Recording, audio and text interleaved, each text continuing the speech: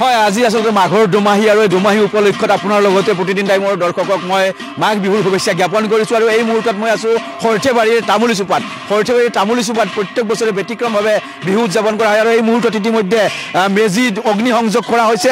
আজি যিহেতু মকৰ সংক্ৰান্তিৰ অগ্নি পূজা কৰা হয় মেজিক আৰু এইদৰে মেজিত ভোৰ তাল বজাই সুন্দৰ যি তেওঁলোকৰ নিয়ম পৰম্পৰাগত নিয়ম এই পৰম্পৰাগত নিয়ম অনুসৰি অগ্নি সংযোগ কৰিছে।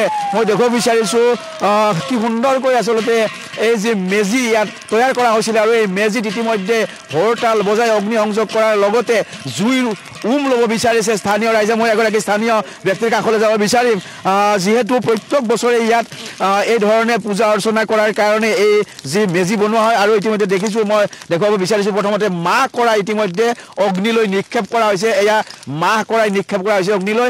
মাহ কৰাই নিক্ষেপ কৰি সকলোৱে নিজৰ পৰিয়ালৰ লগতে সমাজখনৰ মংগল কামনা কৰি এই ধৰণে অগ্নি পূজা কৰিছে। চাওক সৰুৰ পৰা ডাঙৰলৈকে সকলোৱে মাহ কৰাই ছটিয়াইছে এই মেজিলৈ আৰু মই স্থানীয় ব্যক্তিৰ কাষলৈ আহিব বিচাৰিছোঁ আপোনালোকৰ এই যি মেজি জ্বলোৱা প্ৰত্যেক বছৰে পৰম্পৰাগতভাৱে কৰি আহিছে এইবাৰো সুন্দৰকৈ মেজি অগ্নি সংযোগ কৰা হ'ল আৰু মাহ কৰাই ছটিওৱা হ'ল, কি ক'ব?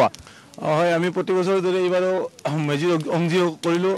আমি ইয়াৰ পৰা আশা কৰোঁ এই মেজিৰ জুইত যিবিলাক অপায় অমংগল আছে সকলোবিলাক নাশ হৈ এটা নতুন আশা লৈ আমি নতুন অসমৰ এখন সপোন দেখিছোঁ আৰু আমি ভাবোঁ ভগৱানে আমাৰ সকলোৰে এই ওচৰ চুবুৰীয়া হওক বা আমাৰ গোটেই অসমবাসী সকলোৰে মংগল কৰক। আমি আজি বিহুৰ দিনাখন আমি সেয়ে কামনা কৰিলোঁ। মই আন এগৰাকী যুৱকৰ কাষলৈ যাব বিচাৰিম। প্ৰত্যেক বছৰে আপোনালোকে বৰ সুন্দৰকৈ ভেলাঘৰ বনাই মেজি বনাই এইবাৰো ভেলাঘৰ বনাইছে মেজি বনাইছে আৰু দেখিবলৈ পোৱা গৈছে ইতিমধ্যে এই অগ্নি পূজাৰ কাৰণে মাহ কৰাই ছটিওৱা হৈছে। এটা সকলোৰে যাতে দুখ হওক বা বেমাৰ আজাৰ নাইকিয়া হয়, অগ্নিয়ে নিজৰ দুখ হওক নাইকিয়া কৰে তাৰ কাৰণে এই পূজা আৰম্ভ হৈছে, কি ক'ব?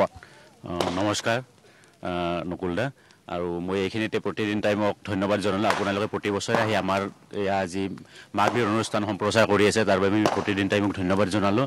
আপোনাক দুয়োজনকে ধন্যবাদ জনালোঁ আৰু লগতে মই প্ৰতিদিন টাইমৰ জৰিয়তে অসমবাসী ৰাইজকে ভোগালী বিহুৰ শুভেচ্ছা জনালোঁ।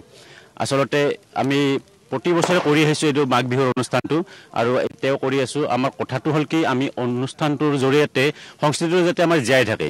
আমাৰ যি তিনিটা বিহুৰ ভিতৰত এইটো এটা আমাৰ নামনিত বিশেষকৈ মাঘ বিহুৰ এই অনুষ্ঠানটো আমি ডাঙৰকৈ পাতি আহিছোঁ আৰু এই মাঘ বিহুৰ যি ঘৰৰ মেজিৰ জুইৰে আমাৰ সকলো অপায় অমংগল দূৰ হওক অসমবাসী ৰাইজৰ মানে সেয়া কামনা কৰিলোঁ, সুস্বাস্থ্য কামনা কৰিলোঁ আমি। আৰু লগতে আমি এটা আশা কৰিম আমাৰ যিটো সংস্কৃতি আমি লাহে লাহে আমি দেখিছোঁ আমি বাহিৰৰ সংস্কৃতিটো আমি আদৰি লৈ আছোঁ। বাহিৰৰ সংস্কৃতিক আমি সন্মান কৰিব লাগে, লগতে কিন্তু আমি এইটোও কৰিব লাগে যে কি আমাৰ যিটো অসমীয়া সংস্কৃতি আমাৰ জীয়াই থাকিব লাগে। আমি অসমীয়া সংস্কৃতি আমি আপোনালোকক সৰ্থেবাৰীৰ পৰা পৰিৱেশ দেখুৱাইছোঁ।